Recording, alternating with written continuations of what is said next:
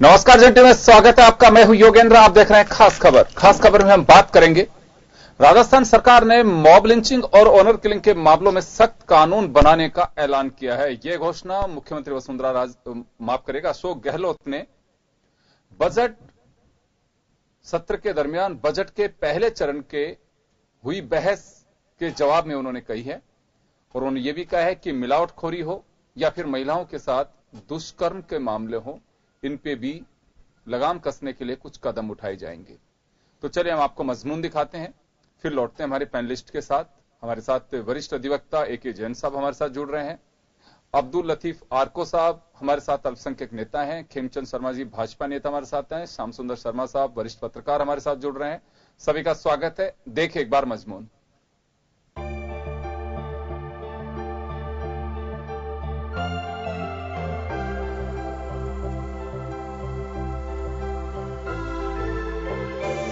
राजस्थान में mob lynching, honour killing और दुष्कर्म के बढ़ते मामलों को रोकने के लिए अशोक गहलोत सरकार सख्त कानून बनाने जा रही है। हालांकि दुष्कर्म के मामले में फांसी की सजा का प्रावधान पहले से है, लेकिन इसकी सजा के प्रावधानों के बारे में पाठ्यक्रम में छात्र छात्राएं जान सके इसका अंजाम क्या होता है। मुख्यमंत्री ने विधानसभा में घोषणा की कि मॉब लिंचिंग और ऑनर किलिंग प्रदेश पर काला धब्बा है, इसके खिलाफ और सख्त कानून बनाए जाने की जरूरत है। मध्य प्रदेश, उत्तर प्रदेश, अन्य राज्यों की तरह राजस्थान में मॉब लिंचिंग को रोकने के लिए एक अधिनियम लाया जाएगा। उसी प्रकार ऑनर किलिंग के लिए भी सख्त कानून लाया जाएगा। साथ ही सीएम ने कहा कि पीसीपीएनडीटी एक्ट के तहत मिलावटखोरों के खिलाफ भी कार्रवाई होगी। मिलावटखोरी अपना आप में बहुत बड़ा जुर्म है, लोग इसे परेशान हैं। इसलिए हमने तय किया राज्य में मिलावटखोरी पर सख्त नियंत्रण करने के लिए पीसीपीएनडीटी एक्ट की तर्ज पर भारत सरकार के अधिनियम के अंतर्गत कार्रवाई की जाएगी, जिसके लिए विशेष कार्यदल लगाए जाएंगे। ऑनर किलिंग के लिए कानून बनाने वाला राजस्थान मणिपुर के बाद दूसरा प्रदेश होगा। वहीं इस तरह मॉब लिंचिंग पर लगाम कसने के लिए उत्तर प्रदेश और मध्य प्रदेश के बाद राजस्थान तीसरा राज्य बन जाएगा। वहीं सामाजिक सोच बदलने के लिए दुष्कर्म से जुड़े मामले रोकने के मकसद से सरकार महिलाओं के प्रति सम्मान बढ़ाने के लिए इसे पाठ्यक्रम में शामिल करेगी। हाल ही में राजस्थान में दुष्कर्म के कई मामले सामने आए हैं। देश भर में इस समय महिलाओं के उत्पीड़न, बलात्कार की घटनाएं बढ़ती जा रही है। महिलाओं के विरुद्ध हो रहे अपराधों के प्रति जागरूकता बढ़ाने के लिए राजकीय विद्यालयों की के पाठ्यक्रम में शामिल किया जाएगा। दुष्कर्म की घटनाओं को रोकने के लिए हाल ही में सुप्रीम कोर्ट के मुख्य न्यायाधीश ने स्वयं संज्ञान लिया।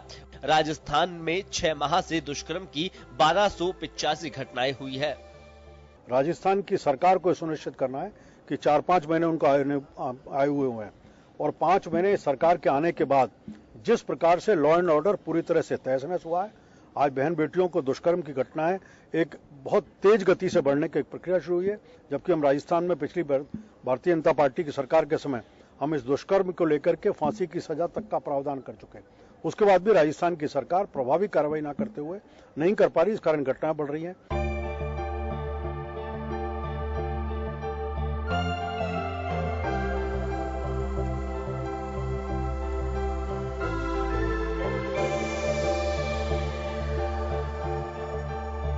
ब्यूरो रिपोर्ट, जन टीवी न्यूज।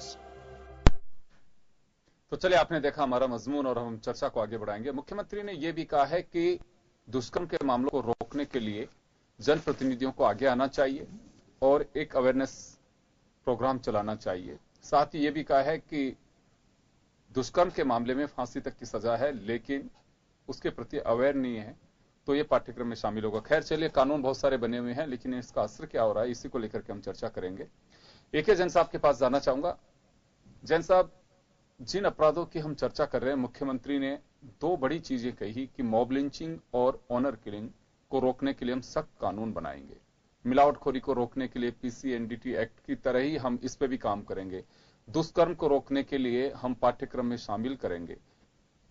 कानून पहले से जो बने हुए हैं वो नाकाफी हैं या इफेक्टिव नहीं है? वजह क्या है कि घटनाओं पे लगाम नहीं लग पा रही? देखिए, हिंदुस्तान में एक सबसे बड़ी बीमारी है राजनेताओं को कि जब भी कोई इशू पैदा होता है, उस इशू को सुलझाने की बजाय वो एक नया कानून ले आते हैं। और अब इतने कानून हिंदुस्तान में बन गए कि शायद दुनिया में सबसे ज्यादा कानून वाला देश हिंदुस्तान हो गया। प्रश्न इस बात का है कि हत्या के मामले में बहुत वर्षों से फांसी की सजा है, तो क्या हत्या के अपराध कम हो गए? आजीवन कारावास की सजा रेप के मामले में बहुत पहले से है। पॉक्सो एक्ट आ गया, उसमें भी एक से एक गंभीर प्रावधान किए गए हैं, परंतु सजा नहीं होने के कारण, अपराधियों के अंदर भय नहीं होने के कारण, सही तरीके से तुरंत कानून की कार्रवाई नहीं होने के कारण ये अपराध बढ़ रहे हैं। कानून बनाने की इस मामले में आवश्यकता नहीं है, बल्कि जो कानून है उनको इमीडिएटली और प्रभावी तरीके से लागू करने और ईमानदारी से लागू अगर किया जाएगा तो इस तरह की घटनाएं नहीं होंगी। अब मॉब लिंचिंग का बहुत शोर मन रहा था। मॉब लिंचिंग जो एक आप जिसे कहते हैं रॉइड्स या दंगेर, उसी का एक नया तरीका है। कोई भी सरकार आप रिकॉर्ड उठा के देख लें, जब भी एक नई सरकारें आती हैं तो कितने मुकदमे वापस लेती हैं। हिंदुस्तान में कन्विक्शन रेट 20% से भी कम है। हीनियस ऑफेंसेस में 30% है, ऑर्डिनरी ऑफेंसेज में तो उससे भी कम है। और एक आदमी को सजा देने में वर्षों लग जाते हैं। वर्षों पहले कानून बना दिया, कोर्ट चिल्ला चिल्ला के रह गई कि 6 महीने में या 3 महीने में आप इसे रेप केसेस की ट्रायल पूरी कर दें। और वो कह रहा है कितने रेप केसेज की ट्रायल हो रही है कि सालों तक रेप केसेज की ट्रायल पूरी नहीं हो रही है। 2004 या 5 में जिन मामलों में हाईकोर्ट में अपील हुई वो 2019 और 20 तक पेंडिंग पड़े हुए हैं। तो इन सरसा में सिर्फ ये जो मुख्यमंत्री की घोषणा है, ये सिर्फ एक जन लोकभवन घोषणा है। आप बता दें कि आपके उनके आने के बाद कितनी अदालतों में स्पीडी जस्टिस हुआ, कितनी अदालतों में त्वरित कार्रवाई होकर सजा हुई। आप नया कानून बनाते जाएंगे, आप पुलिस को नहीं सुधारेंगे, अदालत को नहीं बदलेंगे, तो इन कानून को लाने से कोई लाभ नहीं है। प्रश्न इस बात का नहीं है कि आपने फांसी की सजा कर दी, फांसी की सजा नहीं, सजा फांसी की नहीं हो तब भी अगर प्रभावी ढंग से उसमें सजा दी जा रही है, प्रभावी ढंग से आदमी को गिरफ्तारी हो रही है और इमीडिएटली कार्रवाई हो रही है। परंतु यहाँ तो कार्रवाई तब होती है जब हड़ताल हो जाती है। शास्त्री नगर का उदाहरण ले, 4 साल की बच्ची के साथ पहले दुष्कर्म के प्रयास का मामला हुआ, पुलिस ने रिपोर्ट तक दर्ज नहीं की, उनको भगा दिया गया वहां से।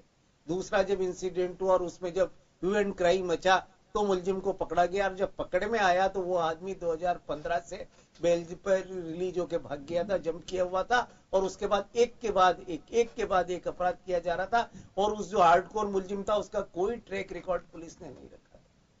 तो सिर्फ कानून बना के आप जनता को तो खुश कर सकते, पर वास्तव में समाज में परिवर्तन नहीं ला सकते। परिवर्तन लाने के लिए कानून को प्रभावी रूप से लागू करना ज्यादा जरूरी है। चलिए आरको साहब, आपके पास आना चाहूंगा। मॉब लिंचिंग को लेकर के आपने भी डिमांड रखी थी कि एक सख्त कानून होना चाहिए जी। गहलोत साहब ने मूल जब बजट था तब भी इस बात का जिक्र किया था कि एक पायलट प्रोजेक्ट के रूप में अलवर और भरतपुर में के तुरंत फोर्स वहां पहुंच सके, इसके लिए शायद 112 नंबर या कुछ उन्होंने डायल करेंगे और आप क्विक एक्शन टीम वहां पे पहुंचेगी। अभी क्या लगता है कि मॉब लिंचिंग के लिए जो पहले से कानून बना हुआ है वो नाकाफी है? अभी को सख्त कानून बनेगा तो उससे रुक पाएगा? मेरे ख्याल से जो पहले बना हुआ है उसमें मॉब लिंचिंग के बारे में जैसी हमें जानकारी मिल रही है कि इस मॉब लिंचिंग के बारे में कोई स्पष्ट ऐसे आदेश या तो है नहीं या पुलिस की इच्छा नहीं है कि वो इन केसेस में इनको सजा दिलाए। क्यों कि जब मॉब लिंचिंग होता है उसकी गिरफ्तारी होती है, नेता वहां जाकर के जिस पक्ष के भी होते हैं वो पहुंच के उनको जमानत कराते हैं या छुड़वाते हैं, उनका महिमा मंडप करते हैं।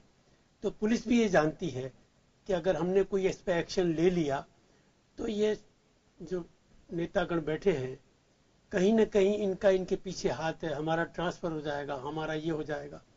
तो इस डर से ऐसा मुझे लगता है कि शायद अगर इच्छा हो सरकार की कि ये नहीं होने चाहिए तो वाकई नहीं होंगे।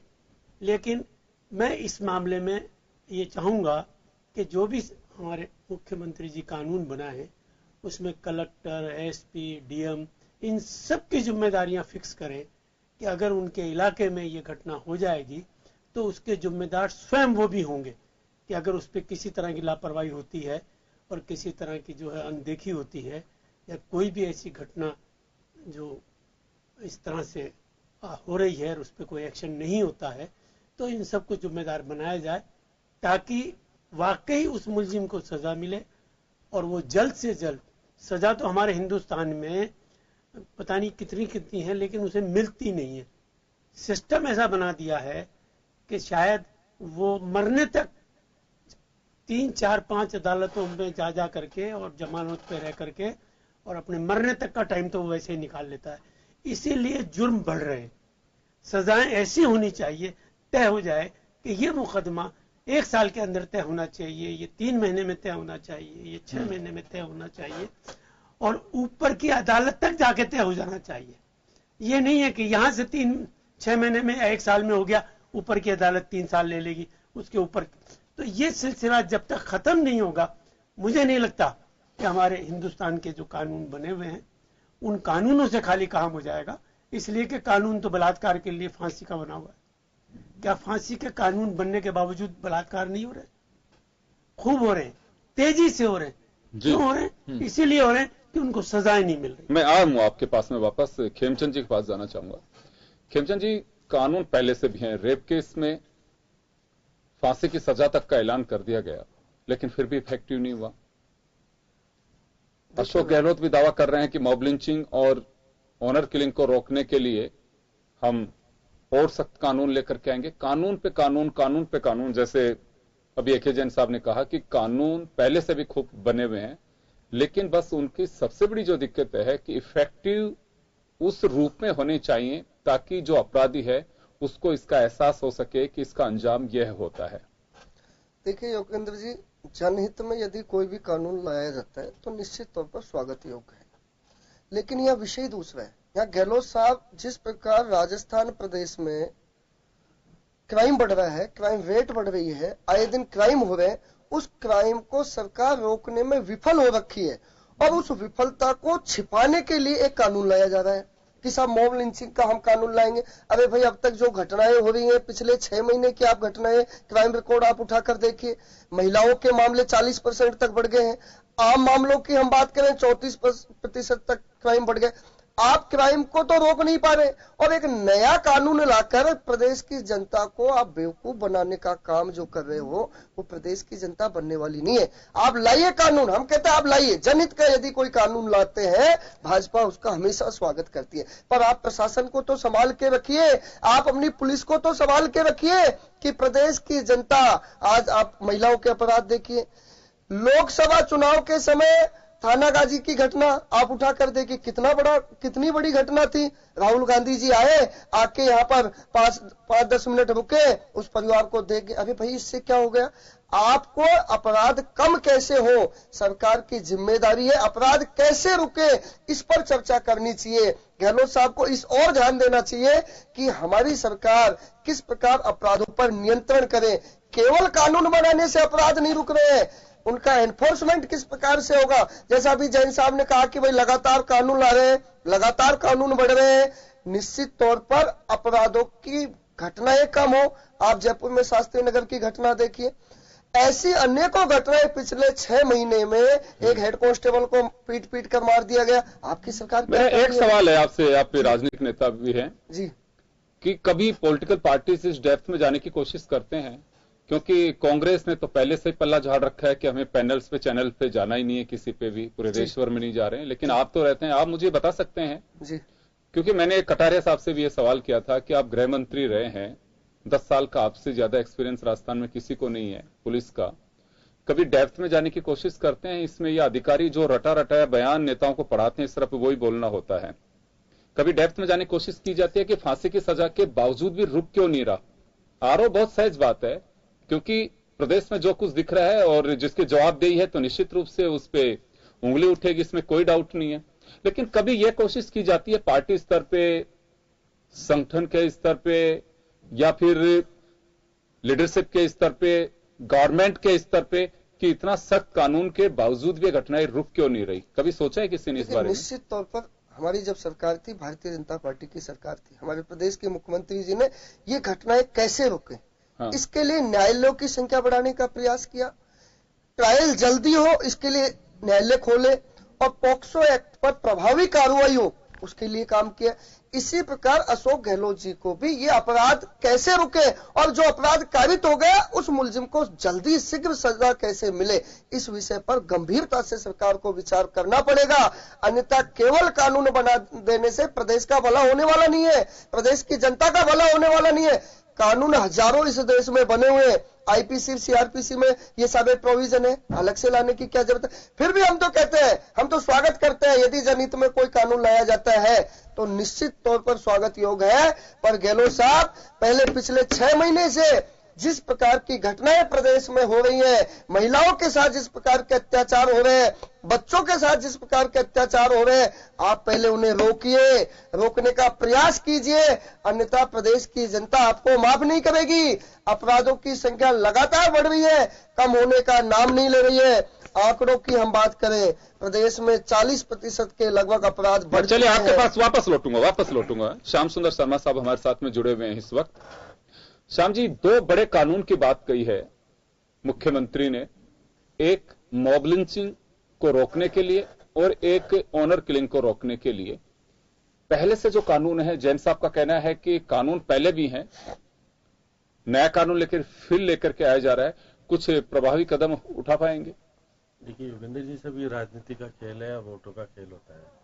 अब क्योंकि जिस प्रकार की घटना राजस्थान से कुछ शुरुआत करना चाहते हैं अशोक गहलोत, जिस प्रकार से पहले भी आपने देखा राइट टू इन्फॉर्मेशन का कानून हम राजस्थान में इंट्रोड्यूस हुआ था, फिर वो भारत में लागू हुआ। अब वो मॉब लिंचिंग को मामले को लेकर के, क्योंकि राजस्थान का मामला पूरे भारत में पहलू कहाँ वाला मामला पूरे उसमें फैला, तो वो चाहते हैं कि राहुल गांधी को संदेश कैसे दें। एक तो और भी कानून लाएंगे, वो यही नहीं कर रहे हैं कि बाकी कानून आना चाहिए, कानून में कोई दिक्कत नहीं। उनका ये नहीं कि एक वर्ग विशेष के लिए, बाकी सबके लिए कानून। तो कोई भीड़ में किसी की भी हत्या हो सकती है, उस पर कोई धर्म और वो वाला नहीं जाता है। अब क्योंकि कानून लागू कैसे हो, प्रक्रिया कैसी हो, वो होना चाहिए। हमारे यहाँ बाकी कानून आप देखिएगा, नाबालिग बच्ची के साथ अगर रैप होता है तो फांसी की है प्रावधान। आप क्या उस कानून को किस तरह से, कानून है अब दोबारा बना दिया, भारत सरकार ने उसको अडॉप्ट कर लिया। तो कानून को हम कैसे लागू करेंगे, सारी बातें इस पर निर्भर करती है। निश्चित रूप से उन्होंने जिस प्रकार से बजट भाषण का पहला पार्ट जो होता है वो पास हो रहा था, तो उन्होंने कहा हाउस में कि हम चाहते हैं कि इस प्रकार की घटना में जो पीड़ित होते हैं उसको न्याय मिले और ये घटना रुके कैसे, ये घटना बढ़े नहीं प्रदेश में, पूरे देश में। क्योंकि वो नजीर पेश करना चाहते हैं कि राजस्थान में इस तरह का कानून ला करके, और निश्चित रूप से इसी विधानसभा में आपको देखने को मिलेगा। वो चाहे बोले कैबिनेट की बैठक तो नहीं करते, वो सर्कुलेशन के माध्यम से ज्यादा करके करने लगे हैं, क्योंकि कैबिनेट की बैठक करने में पता नहीं क्यों घबराते हैं मुख्यमंत्री जी। तो इसलिए मैं कहता हूं कि कानून तो लाइए, लेकिन उसका इम्प्लीमेंट कैसे करेंगे, क्या उसका उपयोग किस प्रकार से, क्योंकि पुलिस को ही उसका उपयोग करना है। पुलिस पहले से ही जिस प्रकार से दिखेगा, पहलू खां वाले मामले में क्या हुआ था, आप एफआईआर लगा दी थी फिर वापस आ गई थी, ये तो बहुत सारी घटनाक्रम। पुलिस को हो उस कानून का सही रूप कैसे हो, क्योंकि कानून बनाने का अधिकार विधानसभा और लोकसभा को है, इम्प्लीमेंट करने का अधिकार प्रशासनिक अधिकारियों को है, जिसमें पुलिस और बाकी लोग भी हैं। तो मेरा कहने का मतलब कानून लेके आ जाइए, कानून तो बहुत सारे हैं, इसका इम्प्लीमेंट कैसे, लेकिन आप सतर्कता कैसे बरतेंगे। आप देखिएगा, आपने कहा था कि हमने चौकियां लगा दी हैं, चौकियों पे आप डंडे वाले सिपाही बैठाएंगे तो क्या माकूल इंतजाम हो पाएगा। अगर कोई घटना होती है, होता यह है कि आपके पास प्रशासनिक अमला तो है नहीं और आप कानून के माध्यम से दिखाना चाहते, कानून बना दिया, रुक नहीं सकता। ये देखिएगा, घटना होने के वक्त में अगर पर्याप्त मात्रा में सूचना आपके पास हो, पर्याप्त मात्रा में अधिकारी और कर्मचारी और फोर्स आपके पास मौजूद हो, तो घटना रोकी जा सकती है। घटना होगी नहीं, लेकिन घटना होगी इसलिए कानून के डर से रुक जाए, कानून बना दिया इसलिए रुक जाए। मैं कहता हूँ बार बार कि अशोक गहलोत कानून बनाने में माहिर है, पहले भी बहुत सारे कानून है, लेकिन प्रशासनिक व्यवस्थाओं को दुरुस्त करो, आपने नफरी को बढ़ाओ, जिससे कि स्थिति सुधार हो। आप नफरी बढ़ाते नहीं हो, जितने लोग चाहिए उतने हैं नहीं। आप कानून बना करके केवल ये दिखा देना चाहते हैं कि देखिए हमने कानून बना दिया। आप कानून के माध्यम से जनता रुक जाए और हम कह देंगे कानून बना हुआ, हम क्या कर सकते हैं, कानून में ये आया इसलिए ये इसको इतना मुआवजा मिला, इतना इसको सजा हो गई, क्योंकि थोड़ा इजीली हो जाता है कि। शाम जी, एक मेरा छोटा सा सवाल है यहाँ पे, अभी जैन साहब भी ये बात कह रहे थे, हमारे यहाँ पे मीडिया ट्रायल पे बहुत कुछ डिपेंड करता है। मीडिया ट्रायल में ये अगर थानागाजी का मामला इस तरह से नहीं उछलता तो मुझे लगता है कि वो विक्टिम को पता नहीं न्याय भी मिल पाता कि नहीं मिल पाता। बहुत सारे ऐसे केसेज हैं जो दफन हो जाते हैं। मीडिया में अगर जितना ये पैरामीटर हो गया हमारे यहाँ पे किसी भी अपराध का कि मीडिया में कितना छाया रहा वो, अगर मीडिया में आया है तो तुरंत आनन फानन में कार्रवाई होती है, अपराध होता है, वो चाहे मीडिया में आए चाहे नहीं आए, क्योंकि जो पीड़ित है वह कभी भी इस मकसद से किसी थाने में जाते भी नहीं है कि मीडिया वाले सारे लोग आएंगे मुझे हाईलाइट करेंगे तब शायद मुझे न्याय मिलेगा। देखिए योगेंद्र जी, मैं वही तो कह रहा हूँ कि आप पेलुखा वाले मामले में तो कितना इंटरनेशनल तक उछला था, उसका पटाक्षेप किस प्रकार से हुआ, आज तक उसका क्या हुआ आप बताइए ना। उसका विक्टिम वाले को सजा मिली क्या, जिनको पकड़ा था उनको छोड़ दिया गया, क्या क्या नहीं हुआ, एफआईआर लगा दी गई। तो ये सारी बातें हैं, आप देखिएगा। आप मीडिया ट्रायल करते हैं जब तक वो रहता है, लेकिन न्यायालय में जब केस चला जाता है तो मीडिया ट्रायल खत्म हो जाती है, पर भूल जाते हैं सब लोग कि क्या हुआ। क्योंकि ए.के. जैन साहब तो खुद न्यायाधीश रह चुके हैं, तो ये तो जानते हैं कि उस प्रक्रिया में कितना समय लगता है और कितनी पेचीदगियां हैं। इस पेचीदगियों को दूर कैसे किया जाए, इस पे ज्यादा मनन होना चाहिए। लेकिन मैं आऊंगा, मैं जैन साहब के पास जाना चाहूंगा। जैन साहब, हमारे एक धारणा भी मुझे लगता है कि बन चुकी है कि मीडिया ट्रायल में समय लगेगा। पहले आपको ध्यान होगा कि केस ऑफिसर स्कीम चालू की, फिर उसका पता नहीं कहां चली गई। एक स्कीम लेकर के आई गई, फॉरेन के एक बच्चे जिसका तलवर में रेप हुआ, उस रेप के बाद में उस आनंद फान में फटाफट उसमें सजा का ऐलान करा दिया गया। फिर एक होड़ लगी, ऐसे ही फिर एक जर्मन युवती के साथ में जोधपुर में केस हुआ, उसमें फटाफट और जल्दी कराने की कोशिश की। तो ये हमारे यहाँ पे जैसे मीडिया ट्रायल की तरह ही हम ये भी देखते हैं कि हाँ, क्राइम किसके साथ में हुआ है, केस ऑफिसर स्कीम का कोई पता नहीं है, फास्ट ट्रैक्स की बात कही गई थी उनका कोई पता नहीं है। तो ये वास्तव में सरकार चाहे कोई भी हो, एक बड़ा सवाल खड़ा होता है रवैये पर। देखिए, निश्चित रूप से आपने कहा, कानून तो ये कहता है कि कानून अंधा है, कानून के सामने सब लोग बराबर हैं, पर वास्तव में जो प्रैक्टिकली देखने को मिल रहा है उसमें साफ लग रहा है कि कुछ लोग कानून के से ज्यादा लाभ ले रहे हैं और कुछ लोग हैं जो हमेशा नुकसान में रहते हैं, वो हमेशा ही नुकसान में रहते हैं।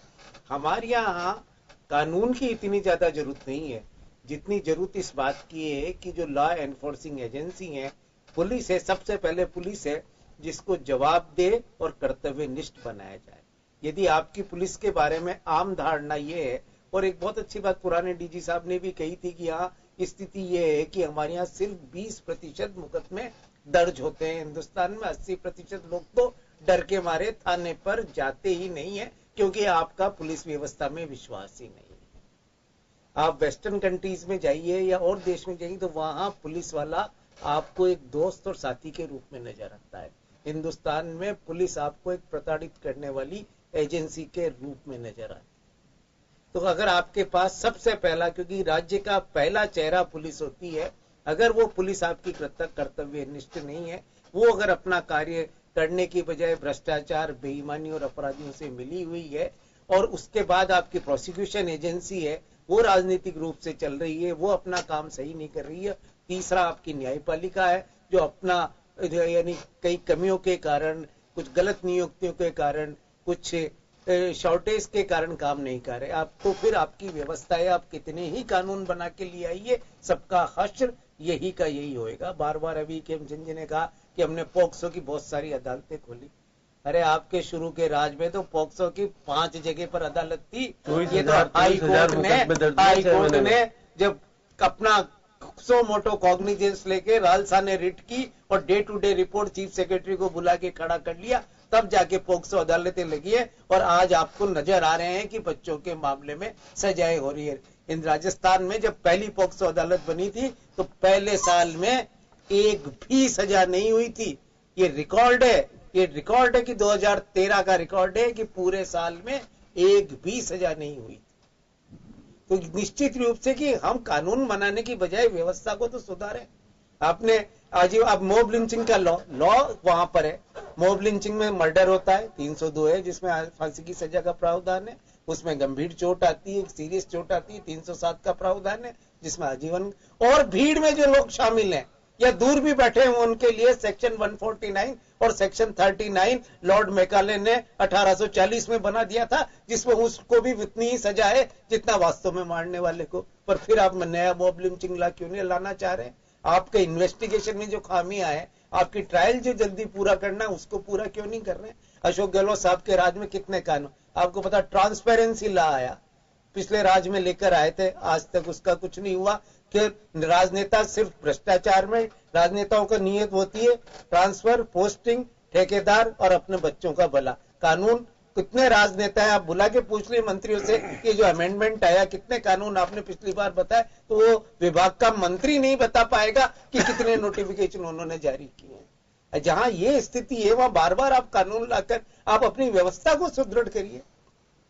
आप लाए जवाबदेही कानून लाए, आज तक क्या हुआ जवाबदेही कानून का? कितने लोगों को जवाबदेही मिली है? यहाँ पे आरटीआई का आपने उदाहरण दिया, राजस्थान का आरटीआई इतना फेल हुआ कि उसके दौरान जितने दिन वो 2 साल 3 साल इफेक्ट में रहा, उस पर 5 सूचनाएं जारी नहीं हो पाई थी राजस्थान। तो आप बार बार कानून लाके क्या साबित करना चाह रहे हैं?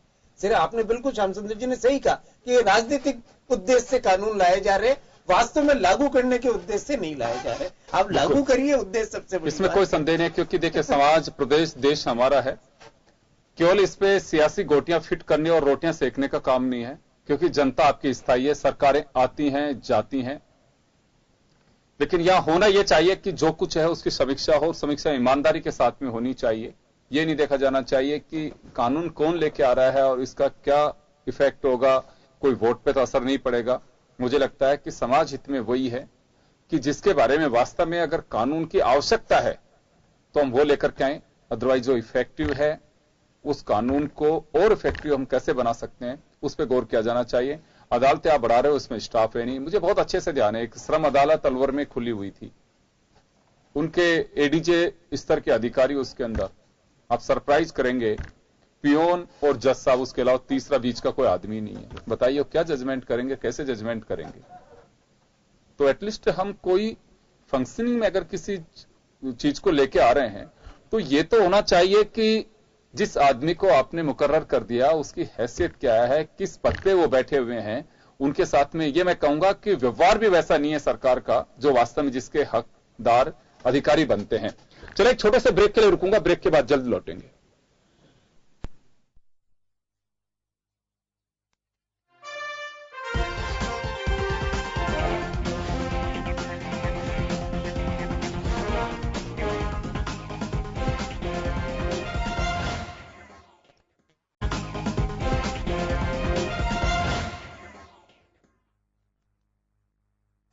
ब्रेक के बाद एक बार फिर आपका स्वागत है। आप देख रहे हैं खास खबर। बात कर रहे हैं राजस्थान सरकार कानून को और सख्त बनाएगी। सवाल यह है कि जो पहले से कानून था वो सख्त क्यों नहीं बन पाया। एक बार फिर मैं आरको साहब के पास जाना चाहूंगा। आरको साहब, मॉब लिंचिंग को लेकर के अभी क्या लगता है आपको कि जो कानून है उसमें कहीं कोई खामियां हैं, वो नया कानून आएगा उससे लिंचिंग की घटनाएं रुक पाएंगी? नहीं, मुझे ऐसा तो नहीं लगता कि कानून से लिंचिंग की घटनाएं रुक जाएंगी, जब तक सरकार ये फैसला ना करे कि ये सब कुछ नहीं होना चाहिए और इसके लिए जो भी व्यवस्थाएं हैं उनमें सुधार पैदा करे। आज जो हम देख रहे हैं, कानून तो बहुत बने हुए हैं और वो इतनी बड़ी संख्या में बने हुए हैं कि उन कानूनों का सही इम्प्लीमेंट अगर हो जाए तो हमें नए कानूनों की जरूरत नहीं है। लेकिन कानून नए नए ला करके और उस पर अगर अमल नहीं होगा तो ऐसे कानून को लाने से न लाना ज्यादा ठीक है। इसलिए जो भी कानून लाए जाएं उन कानूनों में ऐसी व्यवस्थाएं की जाएं कि उस कानून का उल्लंघन करने वाला चाहे वो अधिकारी भी है तो उसे भी सजा मिले। ये नहीं है कि वो कानून ला करके जनता को खुश कर दें। और एक मैं यहाँ ये अर्ज करना चाहूँगा कि जब भी कभी हमारा मौका आता है हमें डिबेट पे जाने का और आपस में एक दूसरे के ख्यालात को जानने का, तो वहाँ हम कुछ चीज़ें ऐसी इस्तेमाल करते हैं कि उनकी कमीज से मेरी कमीज तो उजली है, मैली उनकी है।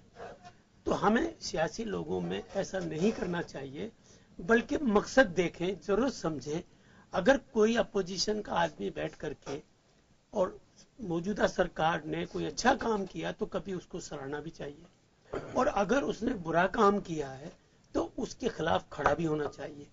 एक रुख नहीं होना चाहिए कि बस हमारी सरकार ने ऐसा नहीं किया और उनकी सरकार में ऐसा हुआ, फिर वो कहेंगे हमारी सरकार में नहीं हुआ। पब्लिक को इससे क्या मिला? पब्लिक तो आप अच्छे थे तो कुछ नहीं हुआ, और वो अच्छे बनेंगे तो कुछ नहीं हुआ। अरे भाई, पब्लिक तो दोनों तरह से पिस रही है। इसलिए मैं ये निवेदन करूंगा कि कुछ चीजों में हमें ये सोचना चाहिए कि सब मिलकर के इस मुल्क को इस कमजोरी से, इस बुराई से अगर निजात दिला सकते हैं तो हमें सबको मिलजुल कर काम करने चाहिए।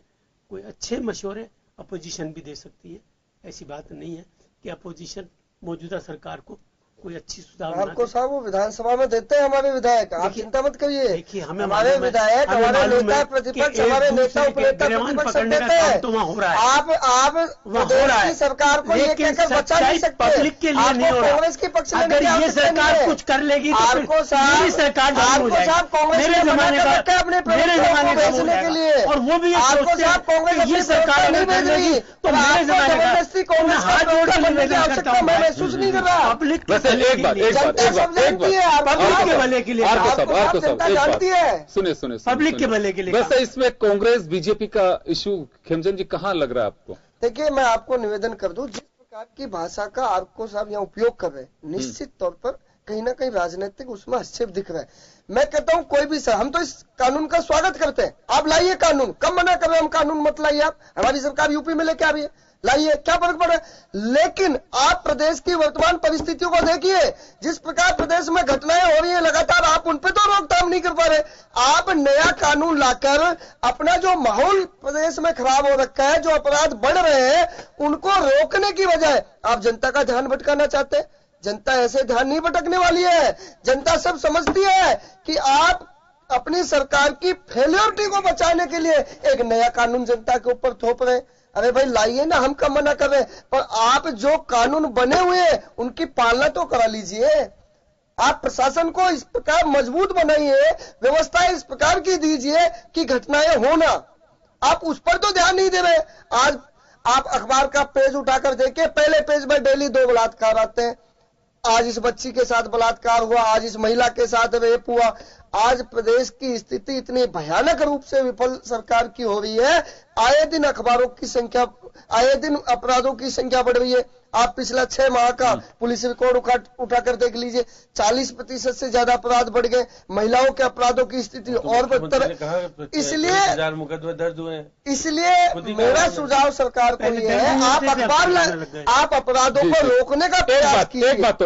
एक बात जानना चाहता हूँ जी, ये तो नियत सभी की होनी चाहिए जी कि अपराध नहीं होने चाहिए जी, क्योंकि ये सियासी बयानबाजी, सियासत ये तो सब होती रहेगी, लेकिन जो पीड़ित है उसको न्याय केवल भाषण से, अनाउंसमेंट से, मुआवजे से भी नहीं मिल सकता, क्योंकि जिसकी इज्जत तार तार हो गई उसका मुआवजा क्या कर सकता। मैं श्याम जी एक बात जानना चाहूंगा, एक बात निकल करके आती है कि पहले मुकदमे दर्ज नहीं होते थे, अब मुकदमे दर्ज होते हैं। ये बात कही जाती है कि ये आंकड़ा इस वजह से दिख रहा है कि मुकदमे दर्ज नहीं होते थे पहले। कुछ ऐसा लगता आपको? देखिए योगेंद्र जी, मुकदमे दर्ज किस प्रकार से पुलिस करती है आप भी जानते हैं, और उसका उपयोग किस प्रकार से करती है आप भी जानते हैं। लेकिन घटना घट रही है प्रदेश में, ये बात सही है, चिंता का विषय है। ये एक सबके लिए है हमारे, क्योंकि घटना होती है तो किसी न किसी को पीड़ा झेलनी पड़ती है। ये पीड़ा कम कैसे हो, इसके लिए हमें जन जागृति अभियान चलाना पड़ेगा, उसके बिना संभव नहीं है। आप देखिएगा, अगर आपके आसपास अच्छे लोग, सही ढंग के लोग रहते हैं तो कोई आपके पास पीड़ा पड़ती है तो सहयोगी होकर के जाते हैं, तो निश्चित रूप से उसका परिणाम सामने देखने को मिलता है। और आपके लोग, इर्द गिर्द लोग जो बेचारे खुद अनपढ़ हो, कुछ जाने से डरते हो, क्योंकि उनके पास शिक्षा नहीं है। श्याम जी, दुष्कर्म के मामलों में एनसीआरबी का रिकॉर्ड देखिए, बड़ा ही खतरनाक रिकॉर्ड है, क्योंकि वो तो मैनिपुलेटेड तो है नहीं, जो है 75% नॉन है विक्टिम के। और सबसे बड़ी बात आप ये देखिए, ये केवल हाईलाइट होती है कि साहब रिक्शे वाले ने ऐसा कर दिया, झोपड़पट्टी वाले ने ऐसा कर दिया। जिन शालीन लोगों की हम बात कर रहे हैं, जिक्र कर रहे हैं, वो भी इस दौड़ में कम नहीं है। मुझे लगता है कि पता नहीं ये क्या मानसिकता। हाँ, ये बात आपकी सहमत हूं मैं। मुख्यमंत्री ने भी कल पूरे सभी विधायकों और जनप्रतिनिधियों से ऐलान किया कि कहीं ना कहीं अवेयरनेस का अभाव है, सजाग होती है, इसके बारे में बच्चों को एहसास होना चाहिए कि ऐसा होगा तो इसका अंजाम यहां तक होता है। कहीं ना देखिए, हमारे यहाँ पे बाल विवाह को रोकने के लिए सख्त कानून बना, बाल विवाह रुक पा रहे हैं। रेप के लिए वसुंधरा जी के वक्त फांसी की सजा का ऐलान किया गया, वो भी नहीं रोक पाई। आपके निर्भया केस जब दिल्ली में हुआ, उसके बाद जैसे अभी जैन साहब ने कहा कि अपनी बला टालने के लिए नेता कोई ना कोई ऐसा रास्ता निकालते हैं, उनके एडवाइजर ये सलाह देते हैं कि फटाफट इसको रोकने के लिए कानून लाओ, उसको अनाउंसमेंट करो, इतनी देर तक टेबलें पीटते रहो जब तक पूरे मुल्क में या प्रदेश में आवाज नहीं चले जाए कि विधानसभा या संसद में कानून पास हुआ, टेबलें पीटी जा रही हैं।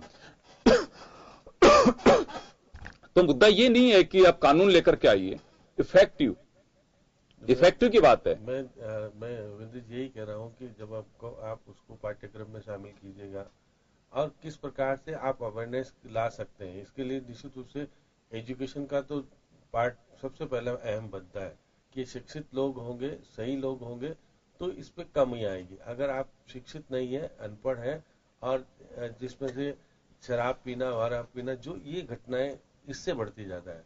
सामान्य व्यक्ति कम करता है, लेकिन शराब पीने वाला व्यक्ति निश्चित रूप से उसको वो फिर इस गलत गतिविधियों में जुड़ जाता है। और बहुत सारी अब चले, मैं एक और बड़ा मामला है श्याम जी, वो हमसे छूट रहा है, मैं उसको लेना चाहूंगा। मैं जैन साहब के पास जाना चाहूंगा। जैन साहब, ऑनर किलिंग का एक बड़ा इश्यू है और ऑनर किलिंग के लिए ये नहीं कह सकते कि साहब खाप पंचायत, अब तो खाप पंचायतों की बात नहीं रही है। अब तो जिसको जो सूट नहीं करता पेयर, बस उससे वही पार्टी, वही परिवार। अभी सिरोही की घटना जिसका मुख्यमंत्री ने जिक्र किया कि मीडिया में भी नहीं आई, लेकिन मेरे पास इसकी सूचना है, उन्होंने एक्शन भी लिया होगा। और ये घटना कोई पहली घटना नहीं है, लेकिन अभी ये कह दिया जाता है एक बात छोड़ करके कि अच्छा ये एक कास्ट का है, दूसरे कास्ट कैसे से सहन कर सकते हैं, यह एक संप्रदाय का है, दूसरा संप्रदाय उसे कैसे सहन कर सकता है। छोड़िए, एक परिवार का मामला है, लेकिन परिवार का मामला नहीं है। आज हम पढ़े लिखे लोग हैं और अगर इस तरह की स्थितियां होती हैं तो मुझे लगता है बड़ा चिंता का विषय है ये। निश्चित रूप से मॉब लिंचिंग से भी ज्यादा खतरनाक अपराध है ऑनर किलिंग। और अब नहीं, सुप्रीम कोर्ट ने एक तमिलनाडु के मामले में, जिसमें खाप पंचायत के मामले में फांसी की सजा देने का प्रावधान करने का आदेश उन्होंने दिया था कि कोर्ट्स को चाहिए कि नॉर्मली ऐसे मामलों में फांसी की सजा दे। फांसी रेयरेस्ट ऑफ रेयर केस में दी जाती है। तो सुप्रीम कोर्ट ने कहा था कि खाप पंचायतों के फैसले पर की गई हत्या रेयरेस्ट ऑफ रेयर केस है और ट्रायल कोर्ट्स को ऑर्डर, ये निर्देश दिए थे कि ऐसे मामलों में वो इनवेरिएबली फांसी की सजा का प्रावधान करे। खाप पंचायतों पर कहीं न कहीं उसकी लगाम लगी है। पर ऑनर किलिंग हमारे यहाँ जो एक बहुत बरसों से एक गंदा जातिवादी सिस्टम, हिंदुस्तान का सबसे बड़ी कोड या हिंदुस्तान को जो सबसे बड़ा हिंदुस्तान के समाज को अभिशाप है जातिवाद, एक उसी का ये ऑफशूट हमारे यहाँ ऑनर किलिंग के नाम से या ऑनर किलिंग के रूप में ये विद्रूप चेहरा आ रहा है। क्योंकि आपने श्याम सुंदर जी ने बहुत बिल्कुल सही बात की कि कोई भी मामला हो, चाहे बच्चों से संबंधित अपराध का मामला हो, चाहे रेप का हो, एक जन जागृति और शिक्षा उस विषय में निश्चित रूप से अपराधों को कम करने के लिए एक आवश्यक है। क्योंकि आदमी जितना समझदार अगर होगा, विकसित विचार का होगा, तो वो अपराधों में उस तरह की रोक लेगा। परंतु जिस तरह का आजकल देखने को मिल रहा है कि जातिवाद में वो लोग ज्यादा दिन पे दिन बढ़ते जा रहे हैं जो जिसे हम एजुकेटेड क्लास कहते हैं। तो कहीं ना कहीं जो हमारा एजुकेशन सिस्टम है, एजुकेशन सिस्टम में सिर्फ स्कूल और कॉलेज की शिक्षा नहीं होती, पर जो पारिवारिक वातावरण है, समाज का वातावरण है जो बन रहा है, वो सब शामिल है।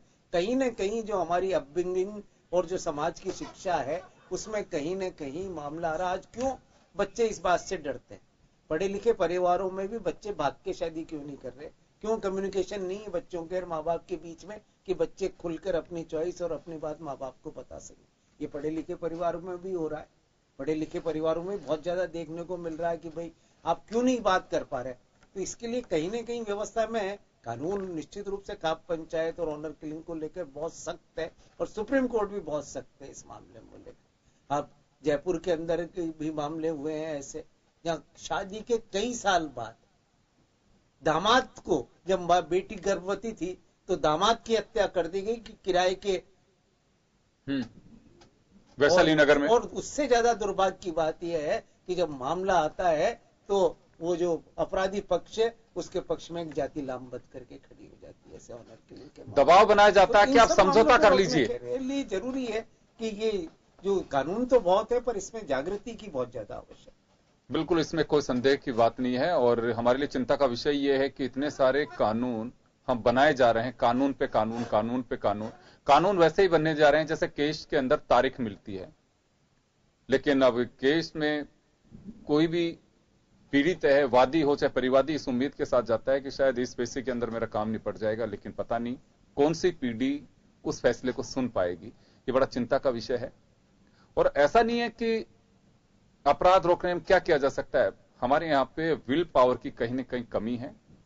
अगर वो मजबूत हो, अरब खाड़ी देशों में आप देखिए, वहां का लोग उदाहरण देते हैं कि वहां अपराध नहीं हो पाते हैं, तो कोई तो वजह होगी कि वहां अपराध क्यों नहीं हो पा रहे हैं। हमारे यहां पे लचीलापन बहुत ज्यादा है। अगर 50 लोग किसी अपराधी के साथ में आते हैं, किसी नेताजी के पास में, एक साहब क्षेत्र का जवाई है, क्षेत्र का भांजा है, क्षेत्र का बेटा है, आप मदद करिए, थोड़ी देर के लिए तो त्योरियां चढ़ती हैं, लेकिन फिर उसको याद आता है कि वोटिंग के दिन क्या होगा मेरा, फिर वो कोई इनको रास्ता निकालने की कोशिश करते हैं। और अगर वो पीड़िता अकेले अपने परिवार के साथ चप्पलें चटकाती घूमती है तो कोई पूछने वाला नहीं। ये हमारे देश की एक सोच बन चुकी है। मुझे लगता है कि बाहर तो इससे निकलना होगा कि पीड़ित है वो, चाहे किसी समाज कहीं की भी हो, और अपराधी अपराधी होता है। चलिए, लेकिन एक बड़ी खबर भारत के लिए इस वक्त, आईसीजे से जाधव को फांसी पर जो पाकिस्तान से सजा सुनाई गई थी उस पर रोक लगा दी गई है। एक बड़ी खबर कही जा सकती है कुलभूषण जाधव के लिए, और उन्हें भारतीय दूतावास में मिलने की इजाजत भी दी जाएगी।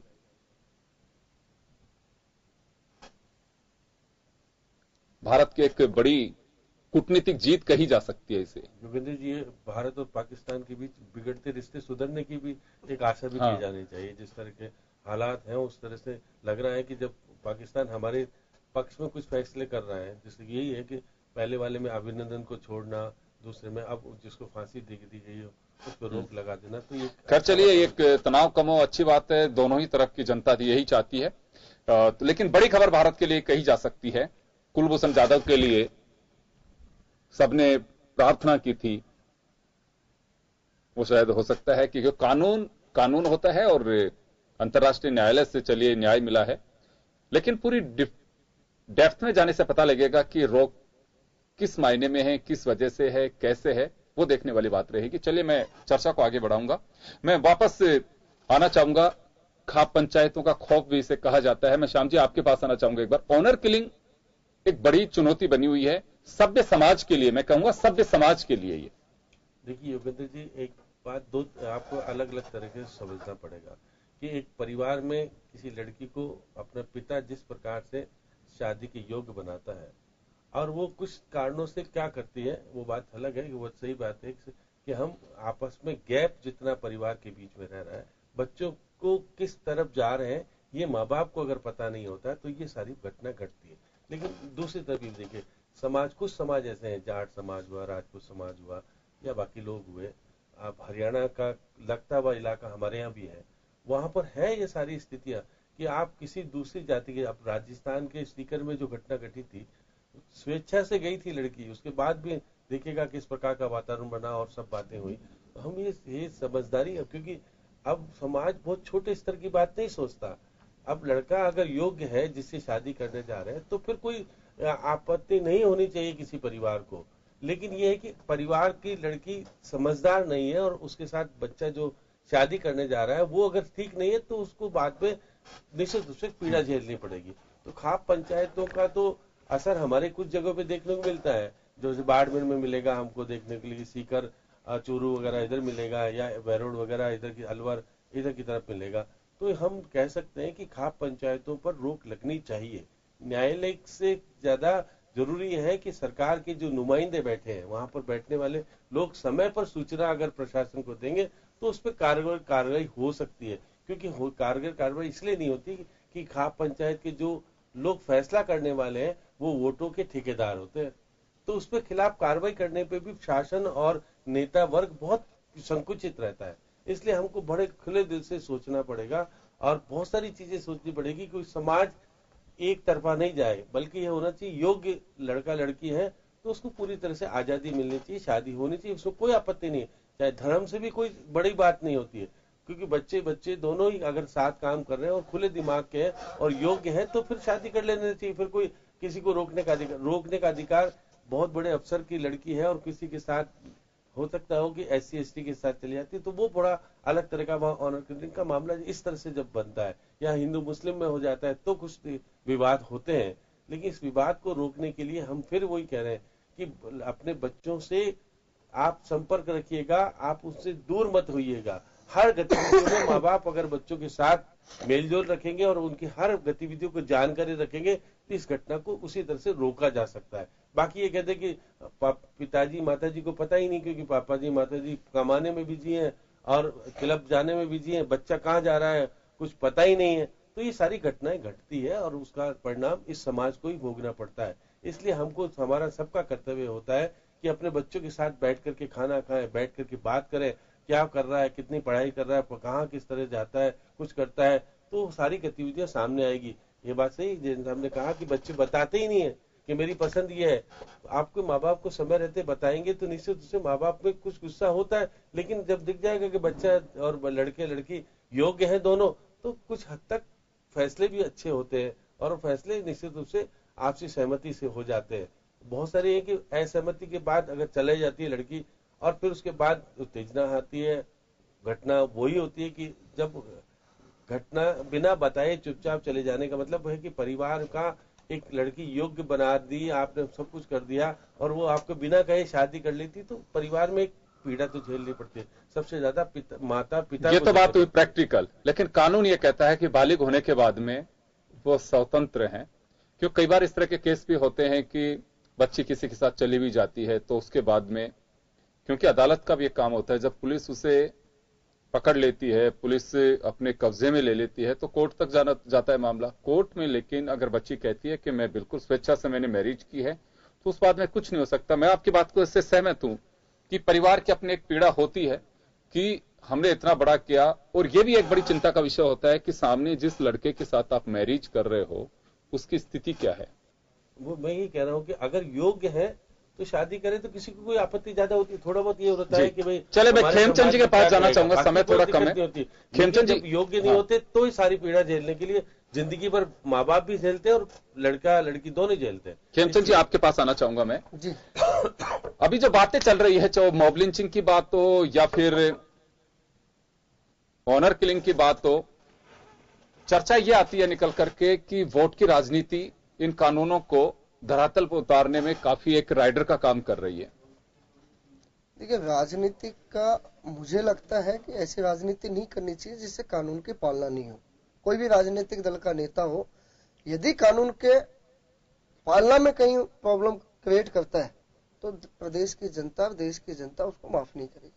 इसलिए राजनीतिक दल चाहे कोई भी हो, कानून की पालना में सहयोग करना चाहिए निश्चित तौर पर केवल कानून इसलिए आप लेकर आए कि जो प्रदेश में घटनाएं बढ़ रही हैं, प्रदेश में जो वातावरण खराब हो रहा है, बात आ गई आप अपनी केवल उसको बचाने के लिए, मैं ये कह रहा हूँ दबाने के लिए ऐसे कानून। अरे वो कानून लेकर, मैं तो जो बात कर रहा हूँ आपसे 4 बार मैंने पूछा, बात ये नहीं है आप 4 बार जवाब से ज्यादा घूम करके, ये तो हाउस में खूब बात हो चुकी है। बता रहा हूँ आप लोग सुनिए जी, आप लोग राजनीतिक दल तो अवसर के साथ चलते हैं, अपनी एनर्जी की जो सगुफे फेंकते हैं वो तो अवसर के हिसाब से। मीडिया तो हमेशा अलर्ट रहता है, आप लोगों को मालूम नहीं होता, उससे पहले हम खबरें छापते हैं। वक्त बहुत अलग बदल गया, पहले मीडिया को खबरें विधानसभा से मिलती हैं, आज आधे से ज्यादा विधायकों को, सांसदों को मीडिया ऑक्सीजन का काम कर रहे हैं कि उनको बोलने का अवसर दे देता है। तो ये मत बताइए, पूरे प्रदेश को मालूम है कि घटनाएं खूब रही। मैं सिर्फ ये जानना चाह रहा हूं, जैन साहब ने भी बात कही, श्याम जी ने भी कही कि हमारे यहाँ वोट की राजनीति बहुत ही जबरदस्त है और इंप्लीमेंट कराने वाले कौन है? राजनीतिक दल हैं। तो राजनीतिक दल ये अवेयरनेस पैदा करते हैं कि इलेक्शन के दरमियान हमारे नेताजी आएंगे, हमारा ये मैनिफेस्टो होगा, हमारी ये सदस्यता अभियान है, आप हमारे साथ जुड़िए, मिस कॉल दीजिए। तो ये क्यों नहीं कहा जाता है कि कार्यकर्ताओं के स्तर पे कि एक पखवाड़ा हम ये भी कर लें कि बहन बेटियां सुरक्षित रहें, मॉब लिंचिंग ना हो, ऑनर किलिंग का मामला नहीं हो, अवेयरनेस को फैले। कभी किसी को याद है कि ऐसा कोई अभियान चलाया हो? देखिए, भारतीय जनता पार्टी ने, किसी भी पार्टी, मैं आपको बता रहा हूं, वो वृक्षारोपण का जो संकल्प लिया उसको ऑडिट भी कराना बाद में, क्या आपने क्या किया कि हर एक जो 15 सदस्य पेड़ लगा रहा है नहीं लगा रहा, ऑडिट जरूर कराना है उसको। देखिए, हम हमारे भारतीय जनता पार्टी के कार्यकर्ताओं को समाज से जोड़े रखने का काम पार्टी करती है, और जब समाज से कोई कार्यकर्ता जुड़ा रहेगा तो केवल राजनीतिक उद्देश्य से नहीं, वो समाज के सुख दुख में उसका सहयोग करे, ऐसा हम कार्यकर्ताओं को निश्चित तौर पर प्रशिक्षण देते हैं। हमारे यहाँ जब प्रशिक्षण वर्ग लगते हैं तो उसमें केवल राजनीतिक बातें ही नहीं कि केवल हमें वोट लेना है, उसके बाद 5 साल तक हमें जनता लेकिन ऐसा नहीं है। भारतीय जनता पार्टी का कार्यकर्ता सीधा जनता से संवाद रखता है, अपने क्षेत्र की जनता के अपने क्षेत्र की जनता से सुख दुख में सहयोग बनाए रखने का काम वो करता है। चाहे केंद्र की योजनाओं की हम बात करें, चाहे प्रदेश की कोई योजना की बात करें, किस प्रकार क्षेत्र की जनता को उसका फायदा पहुंचे। कोई परिवार ऐसा तो नहीं है जिसके कोई प्रॉब्लम है, यदि है तो हम उसकी क्या मदद कर सकते हैं। भारतीय जनता पार्टी के प्रत्येक कार्यकर्ता को संस्कारवान कार्यकर्ता बनाए रखने का हमारी पार्टी काम करती है और निश्चित तौर पर प्रत्येक राजनीतिक दल को अपने कार्यकर्ता को ऐसा प्रशिक्षण देना चाहिए। देखिए ऐसा है जी कि संस्कारों की डेफिनेशन और स्थितियां सब बदल गई हैं। जो कब तक बीजेपी ऐसा मीडिया का मानना है, मीडिया का नहीं, आप खुद भी मान जाएंगे। वचन नहीं है मेरे पास, मैं आपको एहसास कहेंगे। एक बात कही जाती है उनका व्यक्तिगत निर्णय हो सकता है, एक बात कही जाती है वो उनका व्यक्तिगत निर्णय हो सकता है। क्योंकि मेरा सवाल तो सिर्फ यह था कि सभी राजनीतिक दल सत्ता में चेहरे बदलते हैं जनाब, हालात वही रहते हैं, स्थितियां वही रहती हैं, सिर्फ चेहरे बदलते हैं। जब सत्ता की कुर्सी पे बैठते हैं तो मेरी पुलिस होती है, क्या मेरी पुलिस, कटारे साहब यही बोलते थे कि मेरी पुलिस मंत्री थे। सुनिए सुन लीजिए, क्या कहते हैं 6 महीने में स्थितियां बदल गई। कल मुख्यमंत्री ने यही पूछा था उनसे कि आपसे बेहतर कौन बता सकता है, आप तो बहुत अच्छे से समझते हैं। तो ये देखिए स्थितियां सुधारिए, केवल चेहरे बदलने से काम, चेहरे बदलने के साथ में हालात वो के वो रहते हैं, ये दुर्भाग्य की बात है। अभी आप कहेंगे एक साथ सख्त कानून सिर्फ इस वजह से लाया जाता है कि स्थिति बचाने के लिए, ये आपका एक्सपीरियंस है, ये आपका एक्सपीरियंस है कि सुनिए तो सही एक बार सुनिए आप। हमें कहीं आपत्ति महिला उत्पीड़न के मामले में देश में राजस्थान पहले नंबर पे पहुंचा था वसुंधरा जी के वक्त में। जी आप अभी आपको मालूम है पिछले 6 महीने का आप सुन नहीं रहे, पिछले 6 महीने का एक बार सुनेंगे आप, पहले सुने तो मैं आगे बोलूं, नहीं तो मैं महिलाओं के 40 पहले एक बार सुनते लीजिए। अरे सर मैं तो कह रहा हूं तीसरे नंबर पे अगर आप राजस्थान है, ये एमपी, यूपी, एमपी और राजस्थान। इश्यू ये नहीं है कि पहले पे है कि तीसरे पे है। आपने कहा कि जनता से बचने के लिए कानून लाया जाता है, जब रिकॉर्ड सामने आया तब उसके बाद में मुख्यमंत्री जी फांसी का कानून लेकर के आई। क्या मकसद सिर्फ यही था कि जनता से बचा जा सके? मैं ये जानना चाह रहा हूं। नहीं, आप इसको देखिए, महिलाओं के अपराध को रोकने के लिए, रोकने से मतलब उस सजा को कठोरतम प्रावधान हो। यहाँ पर ऐसा नहीं है कि सजा, ये कोई कठोरतम सजा का प्रावधान कर रहे हो। मुख्यमंत्री जी ने जो किया था कि ऐसे अपराधों में कठोरतम सजा हो रही होगी ना कि रुके, फांसी की सजा का मकसद यही रहा होगा कि आदमी देखेगा। सुनिए सर, अरे सुन तो लीजिए सर, एक कोर्ट नहीं है, चैनल पे आप बैठे हैं, एक बार जरा सुनने की हिम्मत करिए। फांसी की सजा का अर्थ यही होगा, फांसी की सजा का अर्थ ही यही होगा कि जब पता लगेगा किसी मुलजिम को कि इसका अंजाम फांसी तक है तो शायद कमी आएगी, यही मकसद रहा होगा। निश्चित, बहुत बढ़िया बात है। मैं सिर्फ ये जानना चाह रहा हूं जी, फांसी का कानून तो बना ही रहा होगा ना। ये तो नहीं है कि वसुंधरा जी सत्ता से बाहर हो गई तो फांसी का कानून भी पॉकेट में रख करके लेके चली गई। मैं ये जानना चाह रहा हूं कि प्रभावी क्यों नहीं हो पा रहा है। हाँ, वो जानना चाह रहा हूं। बना रहता है, सरकारें आने जाने से कानून पे क्या फर्क पड़ेगा, लेकिन सरकार की इच्छा शक्ति उस कानून को कितना प्रभावी ढंग से लागू करने की है। इच्छा शक्ति की जरूरत होती है। कांग्रेस सरकार अपनी इच्छा शक्ति नहीं जगा पा रही है, आप अपराधों को रोक ही नहीं पा रहे हो। आपका पुलिस तंत्र फेल हो रहा है, आपका प्रशासन तंत्र फेल हो रहा है। पिछले 6 महीने का आप रिकॉर्ड उठाकर देख लीजिए योगेंद्र जी, उसमें 4 आचार संहिता के शामिल है। आप भी आचार सरकार तो आपकी है ना, प्रशासन तो आपका ही है, आपको देखना पड़ेगा। चुनाव आयोग के पास चला आपको प्रशासन देखना पड़ेगा, आपको अपनी चुनाव आयोग के पास शासन चला जाता है, फिर निश्चित तौर पर संभालना पड़ेगा। माफी चाहूंगा, राजनीतिक उद्देश्य से जनता का हित कर रहे हैं। घटनाएं पहली बार नहीं, पहले भी हुई, आगे की कोई गारंटी नहीं दे रहा, लेकिन वास्तव में हालात बड़े चिंतनीय हैं, बदलने चाहिए। केवल ये नहीं कि हम विपक्ष में होते तो आरोप लगाएं और सत्ता में बैठ जाएं तो आंखें मूंद के बैठ जाएं, ये बिल्कुल नहीं होना चाहिए। और कानून पहले है, वो भी मुझे लगता है कि बहुत प्रभावी कानून है, आप उनको तरीके से लागू करिए। अगर वो लागू नहीं हो पाएंगे तो कितने भी, मुझे लगता है कि मौत से बड़ी कोई सजा नहीं होती है। अगर वो देकर के भी आप अगर रोक नहीं पा रहे अपराध को, तो मुझे लगता है कहीं सिस्टम के विवेचना करना, उसका उसको देखना, उसकी समीक्षा करने की कहीं ना कहीं आवश्यकता है, जिस पर सरकारों को गौर करना चाहिए, बजाय इसके कि कानून पे कानून। वो वैसे ही होगा जैसे अदालत में पेशी लगती है। चलिए, बहुत बहुत शुक्रिया आप सभी का। खास खबर में इतना ही। दीजिए इजाजत। नमस्कार।